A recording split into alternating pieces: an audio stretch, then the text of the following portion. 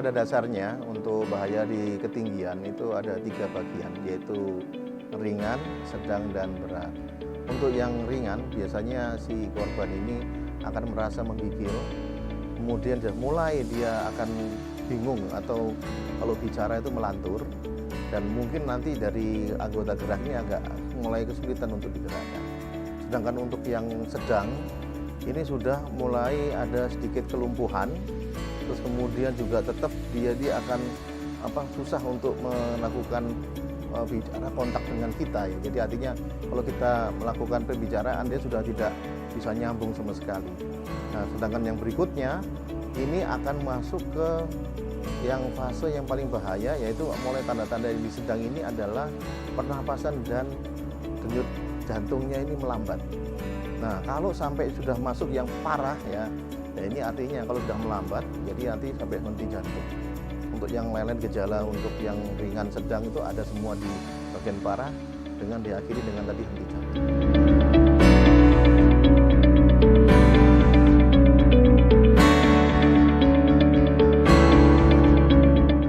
Jadi sebenarnya kita untuk menimbulkan adanya gejala itu adalah 2.500 meter ya di atas permukaan laut ya. Jadi hati-hati karena pada literatur yang ada memang itu sudah mulai menimbulkan.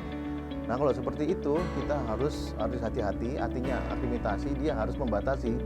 Jadi dia harus diistirahat dan itu untuk turun segera.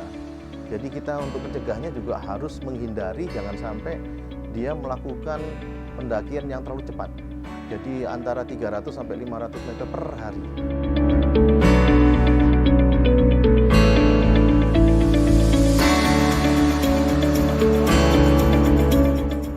Kalau untuk mencegah itu memang jauh lebih baik daripada kalau sudah muncul. Jadi kalau misalnya pada pasien-pasien yang HAP ya, jadi itu yang pasien yang pulmonary emboli, jadi hati-hati sudah edema, jadi artinya ini ada tekanan yang terlalu tinggi. Ya ini akan kesulitan kalau itu tidak segera dibawa ke fasilitas kesehatan karena itu membutuhkan untuk perawatan yang khusus ya sifatnya. Nanti nggak bisa lagi dilakukan di tempat-tempat vaskes yang seperti vaskes pertama ya, agak kesulitan karena fasilitas dan ahlinya yang terbatas ya. Jadi sekali lagi jangan sampai kita ini masuk ke daerah yang AC api itu kemudian itu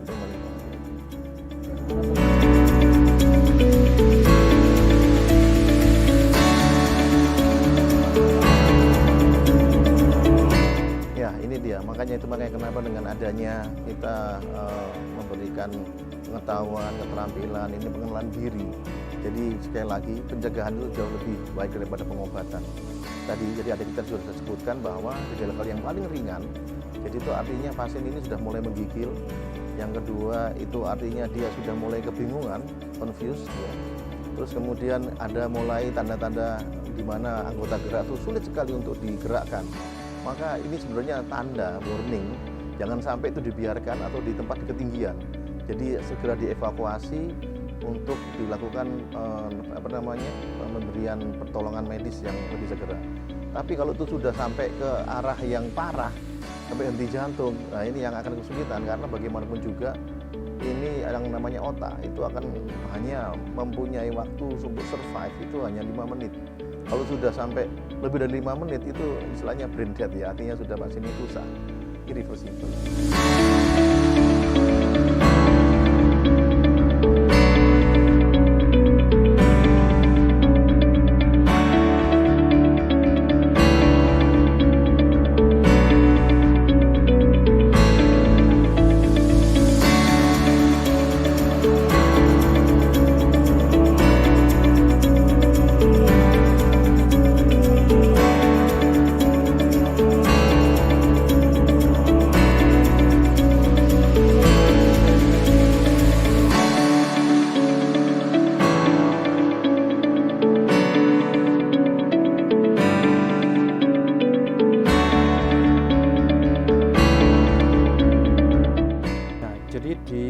Untuk memudahkan kita di lapangan, kondisi pasien yang nyeri hebat, dia tidak bisa jalan lagi atau bagian tubuhnya yang harusnya berfungsi itu tidak bisa dilakukan, itu kita anggap cedera serius, simpel banget.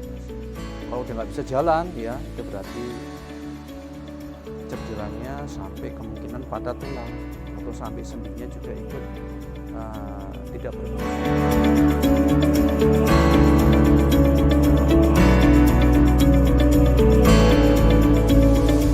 Jadi semua kondisi serius itu prinsipnya harus segera di sini, kalau bisa tidak lebih dari 1 jam paling lama itu bantuan dapat segera datang. Dan sambil menunggu, cara yang paling aman sampai sekarang dipercaya adalah pasien itu tetap pada posisinya, tidak boleh banyak dilakukan manipulasi berlebihan. Ya. Contohnya gini Mas, sampai misalnya ada kakinya bengkok atau tulangnya kelihatan keluar, itu nggak boleh dilakukan upaya untuk mencoba memasukkan tulangnya kembali, itu nggak boleh. Itu perdarahan pasti sering menyertai. Nah, perdarahannya itu kalau bisa dikontrol sebisanya di lapangan, semampunya. Yang paling mematikan itu kehabisan darah. Nah, sebelum bantuan datang itu.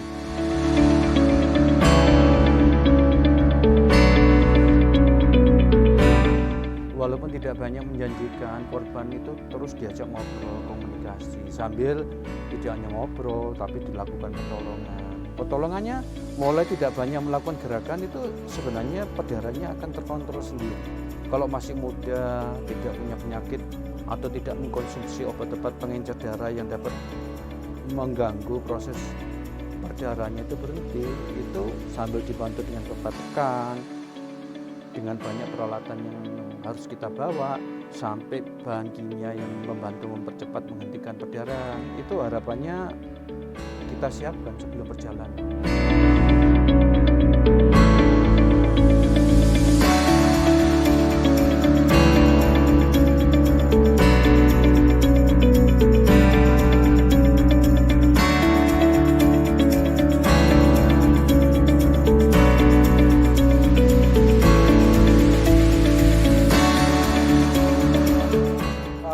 Untuk alternatif lain, jadi yang pastinya kan di perlengkapan medis itu kan ada beberapa mungkin kapas atau apa ya, itu nanti bisa diserap dulu kan, otomatis kotoran ketika airnya kotor itu keserap sama di kapas kemudian diperas kan sudah lumayan tersaring tuh ke cara untuk serbasannya. Nah itu nanti bisa dikonsumsi dengan cara amannya itu ada ciri-ciri air yang aman untuk dikonsumsi, itu yang yang tidak berbau atau nanti melihat dari kondisi yang tercampur sama airnya itu nanti kondisinya bagaimana, itu perlu diperhatikan juga. Kalaupun nanti memang kondisi perbekalan air atau sumber mata airnya itu memang nggak memungkinkan, kita usahakan tetap bawa turun atau mencari titik-titik sumber mata air terdekat.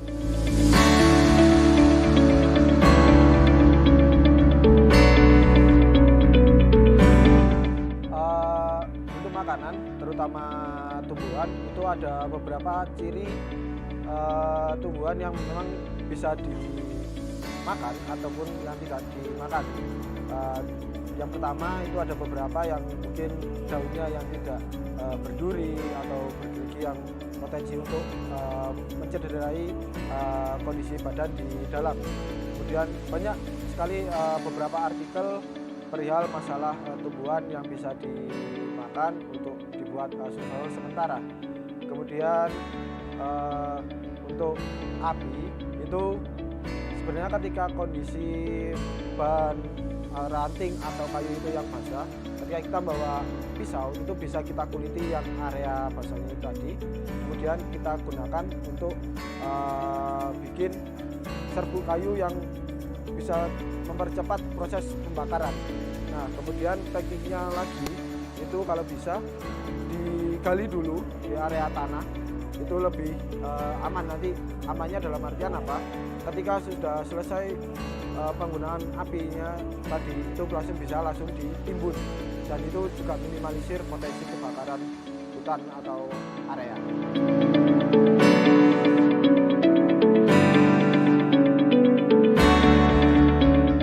Minimalisir gejala hipotermia yang pertama, yang pastinya sebelum berangkat kita screening dulu untuk perlengkapannya. Jadi ketika perlengkapan terutama kayak selimut darurat yang namanya emergency blanket itu bisa dipergunakan dengan catatan emergency blanket itu digunakan langsung bersentuhan langsung dengan kulit, kemudian dipakaikan dalam pakaian dengan teknik layering. Kemudian tadi ada hand warmer, foot warmer, sama body warmer itu juga bisa membantu untuk menjaga kondisi hangatnya badan.